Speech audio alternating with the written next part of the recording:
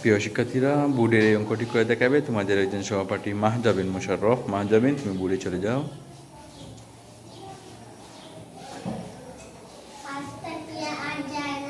হুম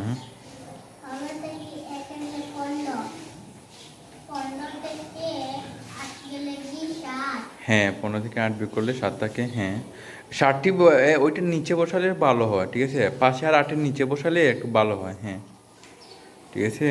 হ্যাঁ, ধন্যবাদ। হ্যাঁ হ্যাঁ, 13। হ্যাঁ, 8। ধন্যবাদ। হ্যাঁ, 7-এর 7 অনেক সুন্দর হয়েছে। তাহলে ওর জন্য একটা হাততালি দাও তো সবাই। হাততালি দাও, জোরে করে হাততালি দাও, জোরে করে হাততালি দাও। ওকে, ধন্যবাদ।